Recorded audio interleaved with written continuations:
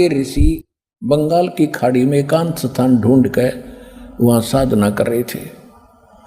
इंद्र को पता चला कि ऐसे ऐसे मार्कंडे नाम के एक गोसाई, एक ऋषि बहुत समय से तपस्या कर रहे हैं।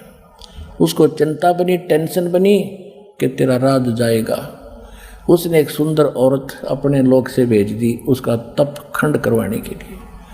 अब उसको दे दिए, सारी सिद्धि दे दी उसने। आसपास के वातावरण ऐसा बना दिया जैसे एक फाल्गुन के उत्तर होता है, बसंत ऋतु जैसा बना दिया।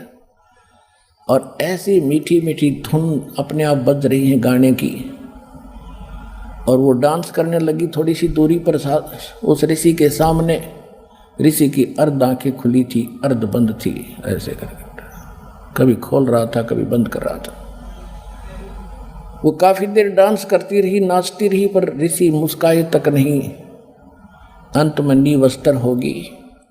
तब ऋषि ने कहा कि हे बेटी, हे माई, हे बहन, आप किस लिए आए हो? आपका उद्देश्य क्या है?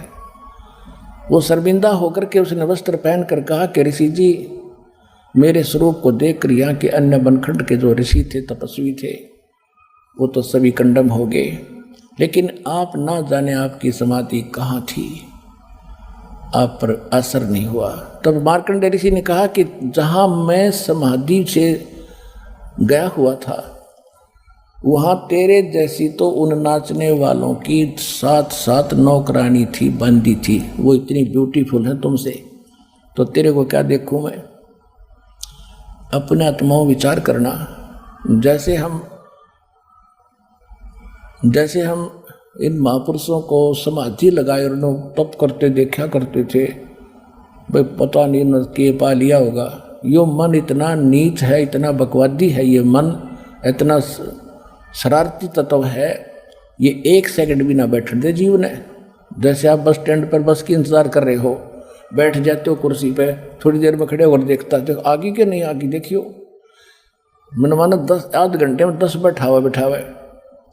और आप सिनेमा देखने जाते हो 3 घंटे फिल्म, 3 घंटे का पता भी नहीं चलता। जैसे और भी होती थोड़ी सी और देख लेते 3 घंटे, और नो बैठा रहा कड़लाएँ कती सीट का उकसा भी कोई नहीं। तो ये जो साधना करते थे, जो हठ योग करते थे, इनके कोई कमल खुल जाता था। जो 7 कमल हैं अपने शरीर में, इनमें से कोई खुल जाता था।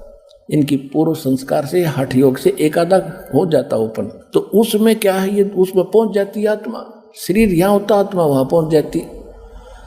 वहाँ पर घूम रहा होता है, डांस देख रहा है, गाने देख रहा है, पता नहीं क्या क्या बकवास देख रहा है। इसलिए तो बैठा है ना, मन टेकने दे इसने, 1 मिनट में ठा ले जा।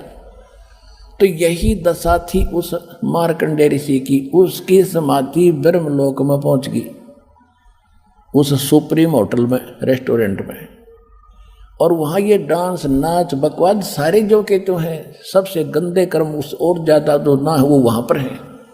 तो मार्कंडेय ये स्पष्ट कर रहा है कि जहाँ मैं समाधि लगाए बैठा था, अब इस काल ने ऐसा जाल बना रखा है, जैसे वो भगवान के लिए बैठ गया तो उसका जो वहाँ बैठना है ना, वो तप में काउंट होता है। और यदि वो नाम जाप करता ओम का, तो वो भजन में काउंट होता है। तो इन दोनों का प्रतिफल तप से राज मदमानम और जन्म तीसरे शुक्र सवानम। अब वो सांग तो देख रहा है ऊपर ब्रह्मलोक में, और वहाँ बैठा तपस्या करता दिखाई देता। वो बैठा था भगवान के नाम पर। इस कारण से उसका तप कर्म उसके उस अध्यात्म अकाउंट में लिख दिया जाता है। और वो देखे सांग स्वर्ग, वहाँ उसके ऊपर की औरतें नाचती देखे, तो वो कह रहा था कि मैं तुझे क्या देखूं, मैं जहाँ देख रहा था ना डांस, तेरे जैसी तो नौकरानी थी, वो इतनी सुंदर है ऊपर वाली औरतें। अपने आत्माओं सूक्ष्म वेद में कहा है, डंब करे डूंगर चढ़े अंतर झीनी झूले, जग जाने बंदगी करेंगे बोवे सूल बबूले। ओए होए होए। परमात्मा सूक्ष्म वेद में बताते हैं कि दुनिया तेनों सोचा ये भक्ति कर रहे हैं, ये तब कांटे वो रहे अपने भविष्य के